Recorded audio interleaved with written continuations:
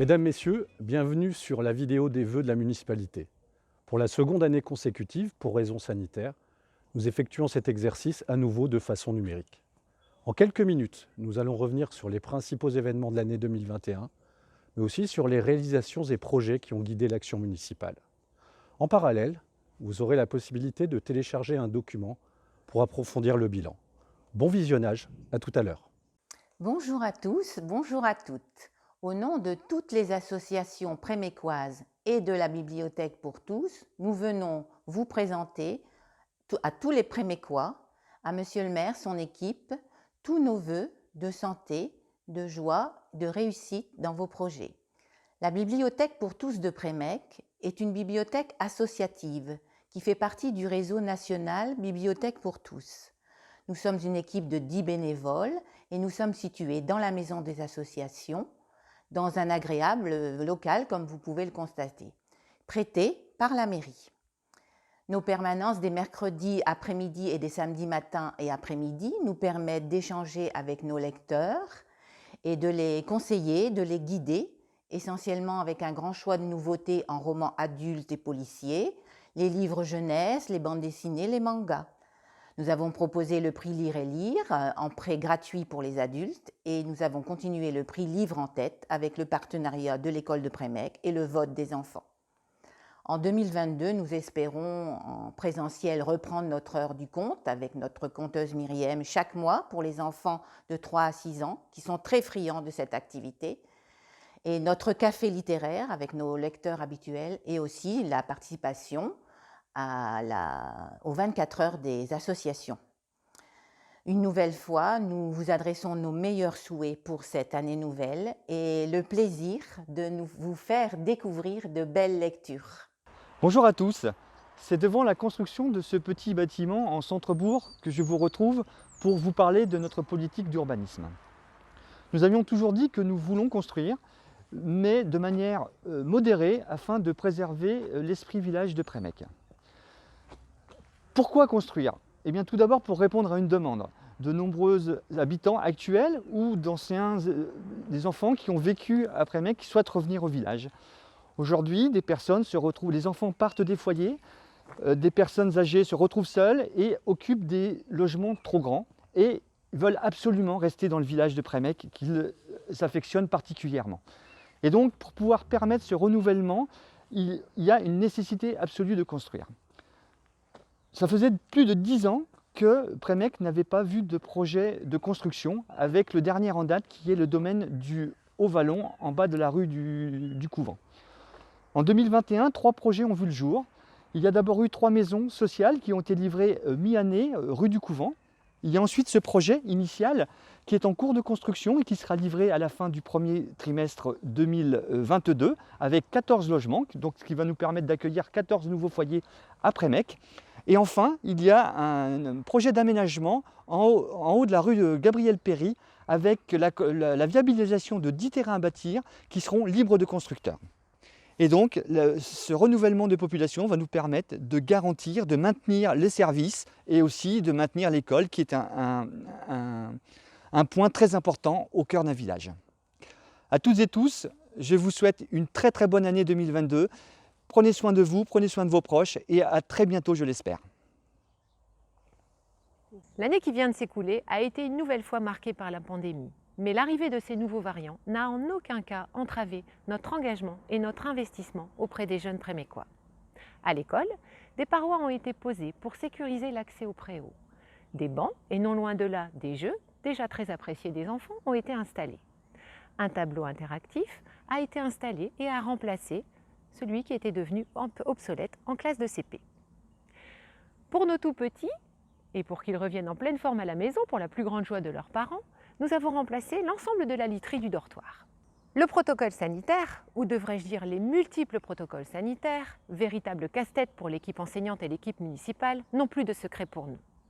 Il est respecté à la lettre, et parfois même plus que les annonces gouvernementales, ce qui nous a permis d'être très réactifs et d'assurer une continuité pour l'ensemble des services périscolaires ou extrascolaires. J'en profite ici pour remercier notre équipe enseignante, toujours très impliquée auprès de nos enfants, mais également les agents municipaux qui mettent tout en œuvre pour appliquer toutes ces règles, si difficiles est toujours différente. Mais je n'oublie pas non plus les partenaires principaux de l'école, vous, mes très chers parents, qui êtes toujours très attentifs et très à l'écoute de ces nombreux changements. Merci à chacun d'entre vous. Mais la grande nouveauté de cette année reste la création du mercredi récréatif. Plus de 25 enfants se retrouvent tous les mercredis auprès d'une équipe d'animateurs survitaminés. Les enfants y sont très heureux et je pense que les parents le sont aussi. Pour les plus âgés, nous avons ouvert la salle de sport tous les mardis et jeudis soirs en accès libre. Ils peuvent ainsi jouer et s'amuser sous la surveillance discrète d'un animateur. Nous avons également mis à l'honneur les diplômés, pas pour une année, mais 2 années consécutives cette fois-ci. Bravo encore à eux. Je n'oublie pas non plus mes très chers collègues du Conseil municipal des jeunes, toujours très actifs, avec des rendez-vous très attendus de chacun d'entre vous, comme Prémec propre, Vide ta chambre ou encore les bouchons d'amour. Leur mandat a été renouvelé pour une année supplémentaire et je les félicite pour leur engagement et leur investissement. Côté culture, nous avons reçu les Chœurs de l'Opéra pour un très beau spectacle, après plusieurs mois de jachère culturelle. Et cette année, nous aurons la joie de recevoir le Colisée de Roubaix. Et nous serons également partenaires de l'Île 3000 pour l'édition Utopia. En 2022, de nombreux défis restent à relever et nous restons à votre écoute pour être au plus proche de vos attentes et pour les mener ensemble. Très belle année à tous!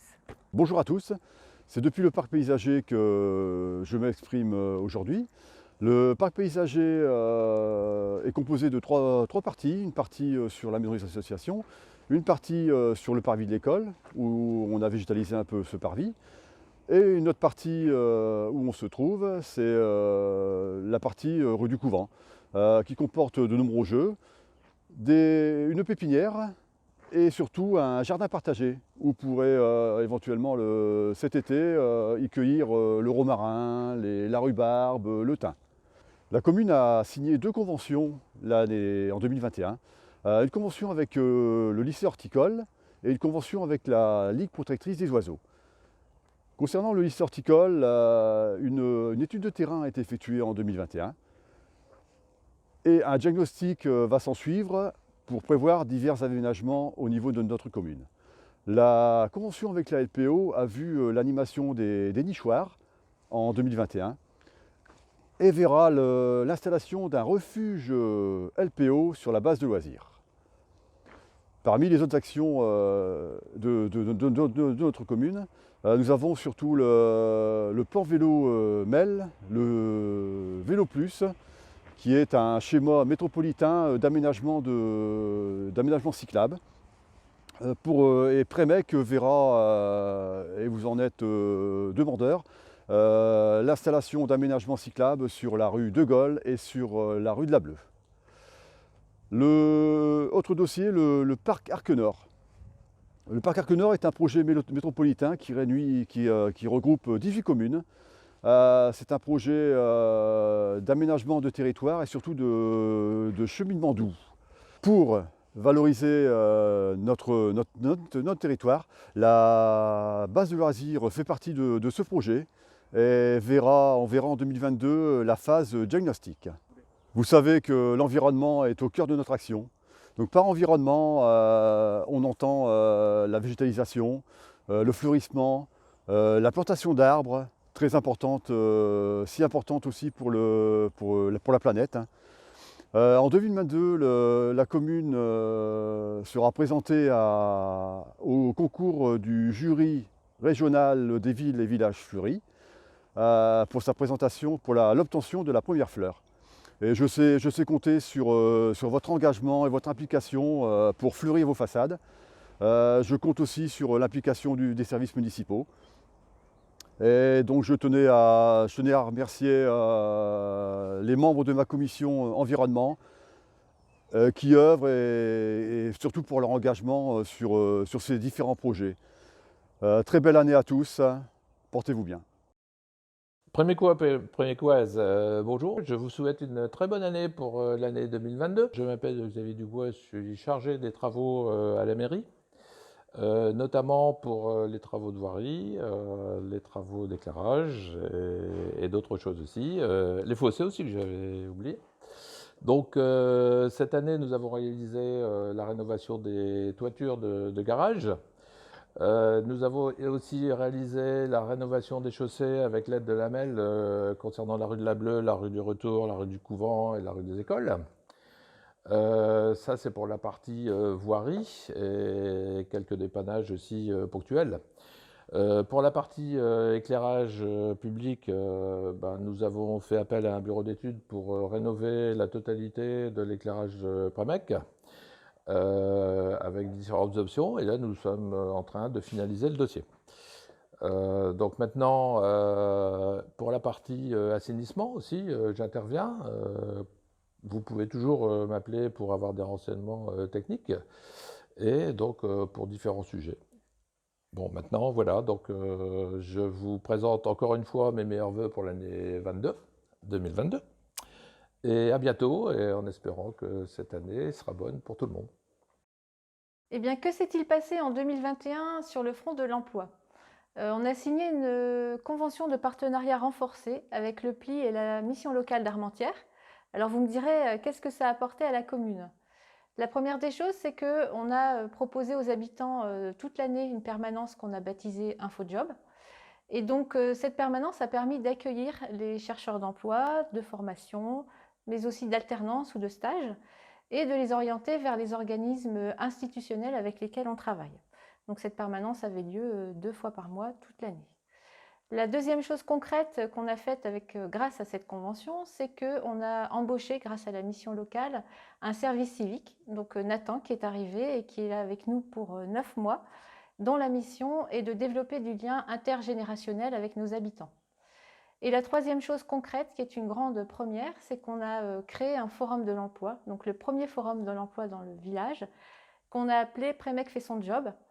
Et je pense vraiment que Prémec a fait son job, puisqu'on a accueilli une quinzaine de stands avec des organismes institutionnels, encore une fois, des entreprises très locales avec lesquelles on a tissé du lien particulier. Et puis, ces entreprises et ces organismes sont venus avec leurs propositions de formation, mais aussi de postes à pourvoir. Et donc, je sais qu'il y a eu des recrutements qui ont eu lieu juste après ce forum. Et donc j'en profite pour vous donner rendez-vous le 29 septembre de cette même année pour notre deuxième forum pour l'emploi. Sur le plan des aînés et du volet social, nous avons ponctué l'année de différents événements. Donc le 1er mai, très remarqué puisqu'on a distribué dans le village du muguet en musique, une animation qui a fait du bien puisqu'on sortait de l'isolement sanitaire. En octobre, toujours notre fameuse Semaine Bleue qui remporte un franc succès.